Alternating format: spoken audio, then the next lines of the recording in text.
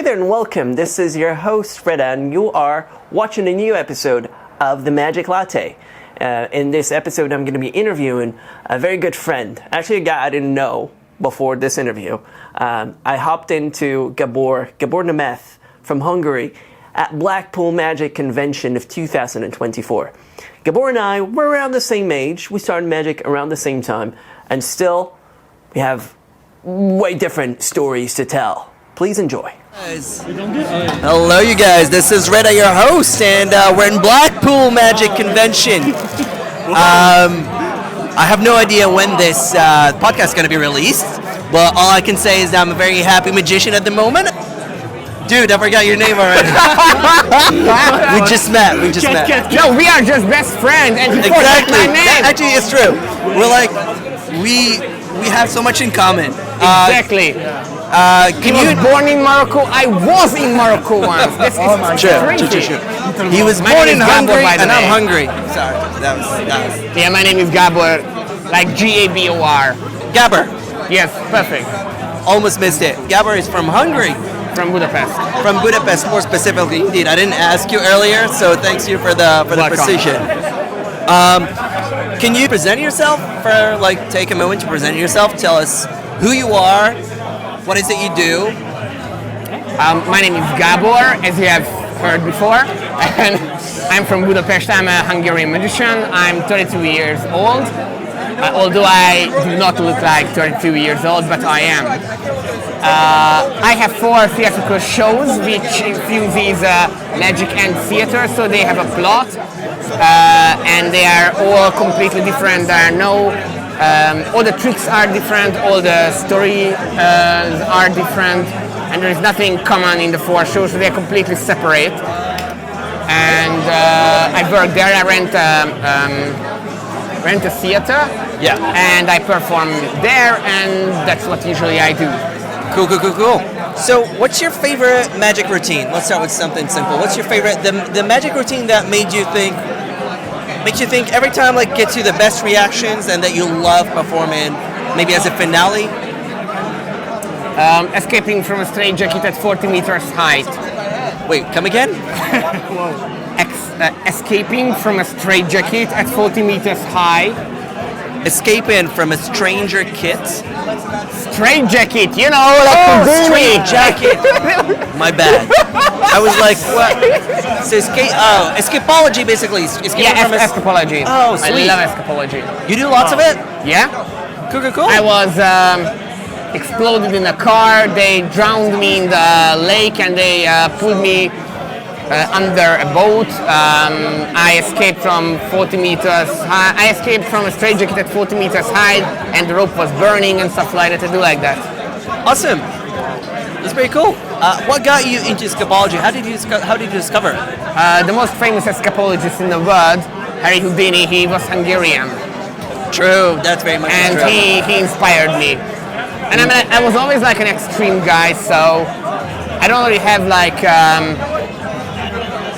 maybe I don't really afraid of things that I should be afraid. Yeah. And I have a full, when I was a little kid, I did karate and I did a lot of sports. So I have a very good sense of my body and how can I control it. So when I do escapology, I know my limits. I never overdo my limits. Yeah. And I'm trying to make sure that the routines that I do are as safe as they can be. Yeah. And when my mother asked me that, hey, how safe are you in the straitjacket at 40 meters high? I always tell her that, trust me, Mom. Yeah. I'm more safe up there than walking on the street, because up there I control everything and my stuff. So that doesn't help, but that's what I tell her. Awesome. Okay. Right. I want to get back to escapology. That's interesting because I don't run into a lot of people doing escapology. Usually people are sane. People are sane. I'm not. You're not. I love that. I love that about you. And do you do that? You mentioned that you have four different shows. Yeah. Do you have escapology installed in each one of your 4 shows? No, because they are completely different. Okay. The first show, the first theatrical show that I do, Yeah. I made is called Freakency, which is like the freak and the emergency word merged together, Awesome. like Freakency. And at that show I do like extreme stuff, like walking on shattered glass, the escapology act, then like eating needles and threads and pulling out of your eyes and stuff like that.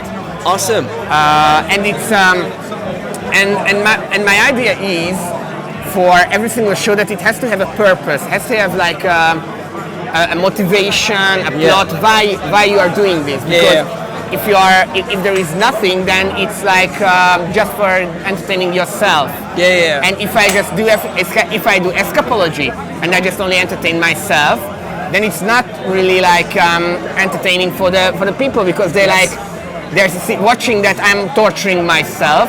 Yes. And they're like, why? So in the Freakency, what I imagined is that it's going to be like some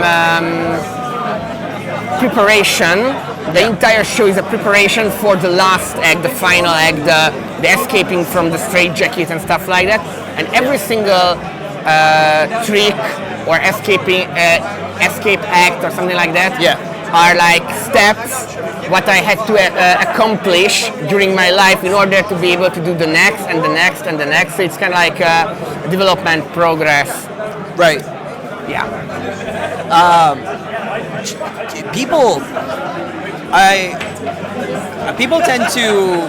You mentioned people get uncomfortable when they see you torture yourself. That was, yes. If you don't give a purpose why you are doing that. Yeah. And don't fuse it with humor, they can get.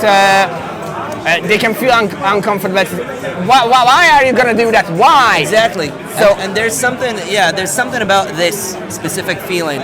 Like some people sometimes. I have this friend recently who told me, "Oh, do you know David Blaine?" I was like, "Yeah." Like, why does he even do what he does? Because he's like he's just torturing himself. Exactly. How do you like answer that specific feeling? Like, how do you manage it? Like, do you want to make it long? Do you want to make it short?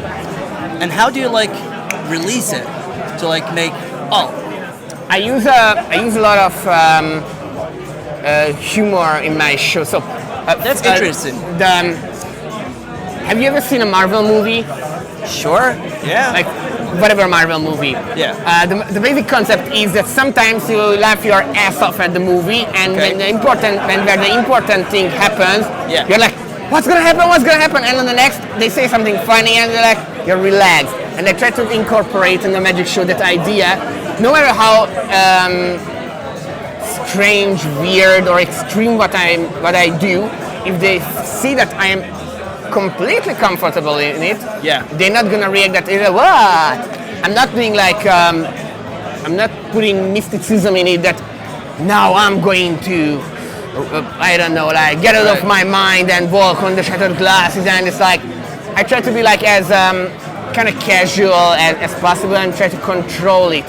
And I have like a 5 people staff, and we create the show together. I tell them the ideas, I have a scriptwriter who writes the script, and then we merge it with my style, and then I have a choreographer, we do it together to find the weak spots of it, and then we have to work on it, and then we do the show, and then we listen to the audience reaction, and then we like try to improve it, and after like a year it will be good. And the fact is that I gave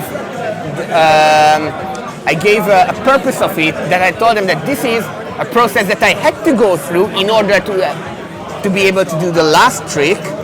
They understand it, and they're like, oh, then it's interesting because it's a quest, but you need to do it. And ever since that, it's not disgusting. It's not, and I'm not trying to do more. I'm not trying to add more drama. shit English. It's okay. It's I'm okay. trying to. I don't want to increase the drama more than it should be. So I'm not gonna say like things that if I'm not gonna do this, if I won't make it, I will die. Okay. I'm not gonna do anything like that. Yeah. But it still has to be like in a very strict rules, and they have to understand the rules. Right. So you don't present the risk factor.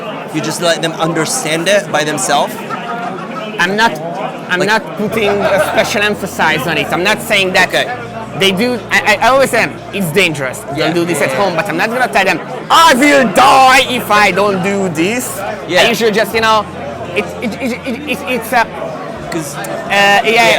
There's a purpose why our industry is called entertainment industry and not scaring industry or like how to hunt the people. So they want to be entertained and they like action movies. So in action movies there is violence, there is something, and if it doesn't reach above a level, it's completely fine because they like it. They understand it. That's pretty cool because like when you think of escapology or like extreme magic, there's always the factor of risk and like death is around the corner. Because that's an interesting approach. I've never heard anyone approach it like this. So it's pretty cool. I try to because I don't want to scare them because scaring is not. They need to cheer me. They need to. Right. I need to be like when in the Hercules little movie, the cartoon, the Disney Hercules, when they he does he fighting with the Hydra and the stuff like that, and they're starting to cheer to him to let's do this, and I believe in you. That's what I need to achieve. That they look at me like a hero who has to do these in order to be able to do the last stuff, and because I explain everything why is it happening.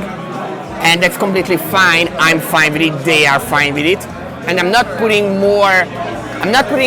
them into danger, for example. The act when you hold the cucumber and then you cut the cucumber. I'm not letting them hold the cucumber. I let them place the cucumber somewhere and then I cut it because I don't want them to feel insecure or like unsafe.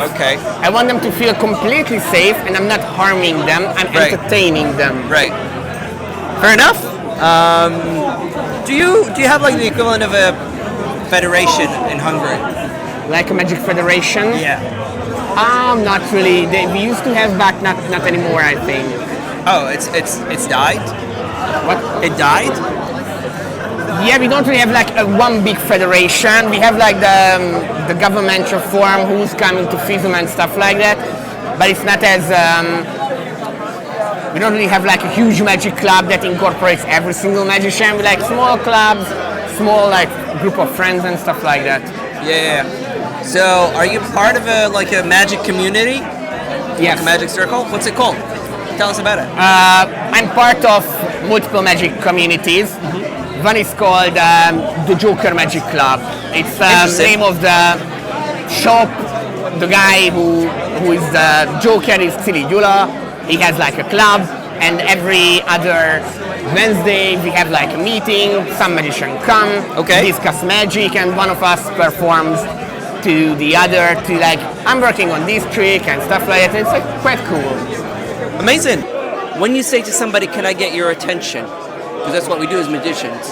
Want to get people's attention to perform for them, to entertain them. How do you define that word? When you ask for somebody's attention, how do you define it? The most precious thing that a spectator can give to us. And what is it? Because I can attention. say, attention is the most precious, the undivided attention that he's not disturbed by his phone, he's not disturbed by his like friends or stuff like that. But when he gives us, or when she gives us, her or his undivided attention, that's the most precious thing.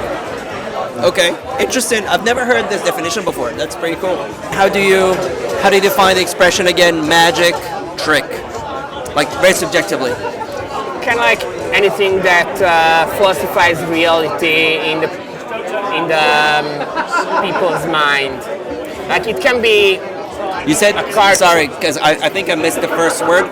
Anything that falsifies? Falsifies, yeah. Interesting. Okay. Anything that falsifies reality in the spectator's mind. So it could be like, Okay. do you know, like statistical data tricks, something like that. Okay. You know, like I don't know, say a number between 1 and 10. What? Most people say 7, so if it would be 7, they would be like, oh, it's magic. No, it's Yeah, statistical data. basically, this is actually just going to be audio only. The video is just as a memory. But basically, he was holding a deck of cards and then got a 7 out and then asked Enzo to pick a number. Yeah. That's what happened. And he went for 5 and then... he picked the wrong one, but it's okay. It's your So fault. no, it's perfect. I'm just kidding. So anything that can be used as a reality falsification for the spectator. It can be like, you know, just an effect, just, you know, when you like blow on a straw and it moves and you just act like something like that. Yeah. Wave your hand and the straw moves, but actually you're blowing it. Yeah. It can be a magic trick. Interesting. So basically what you're saying is falsifying the perception of reality to the spectator. Yeah, because It's as Picasso says, there is only 2 ways to live your life, whether there is magic or whether there is not magic. You whether believe everything is magic or whether you believe nothing is magic. Yeah, I think that's Picasso. That's it's a nice approach because you're using like words and it's like it shows like it's a very nice approach. I like it. Thank you. I tried. What's the most awkward reaction that you got out of a spectator?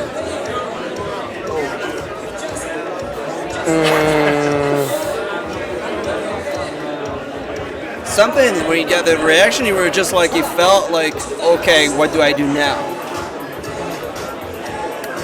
Before I walk on the shattered glass, I always said that I'm able to disconnect my mind or my pain receptors from my... Is it Chateau de Glace, you mean the broken glasses? Yeah, that broken glasses. And before I usually tell them, there's my assistant, we went to Tibet or whatever, and we learned the technique how to disconnect my pain receptors from my body. Okay. And after that, the lady came to me and she said, "Can you teach me? I'm gonna give birth in a month, and I'm scared." It's like, it's not working like that. I wish I could. It's like I can't really. Interesting. It takes years and years of practice, not like a moment. Yeah. And she was like, okay, but I saw that he pressed a nerve or something in your neck. Can you just, mark with a Sharpie? It's like, no, it's not working this way. Wow. It doesn't work like that. She was really observant. She really, okay, wow. Yeah. Either observant or just really scared of making a baby or like giving birth to a baby. It's pretty cool. I mean, sorry, that's an awkward situation, but like... No, it's not like that. Thanks for sharing. I think that's good. I think we're good. Since you're from Hungary, is there anything specific you'd like to say to the rest of the world? Because we don't get to meet a lot of... I mean, I personally don't get to meet lots of Hungarian magicians. There's already French people that I got, so like... French people know me out of French people. We still meet each other even outside of France, but Hungarian people, we don't meet you a lot, you guys. We go to many conventions and stuff like that. So obviously, we're in Blackpool, you're here. Exactly.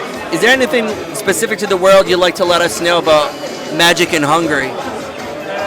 Come in Hungary. If you ever come to Hungary, come to any magic store, like Joker Magic Store, and there will be a magician. And meet, perform, practice, exchange knowledge, and that's the most important thing, I think. That's cool. I like to leave it with the last sentence that you want to leave with.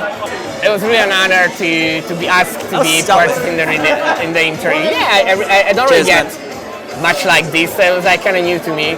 And thank you so much, and good luck with this, and listen to the podcast because it's awesome. You will meet lots of magicians. Yeah, fingers crossed. It's still in the collection. We're on the way in. We're 5 magicians in. 5 podcast episodes in. And yeah, thanks a bunch. That was brilliant. I've been your host, Rita. And that's the end of the podcast episode. Bye-bye.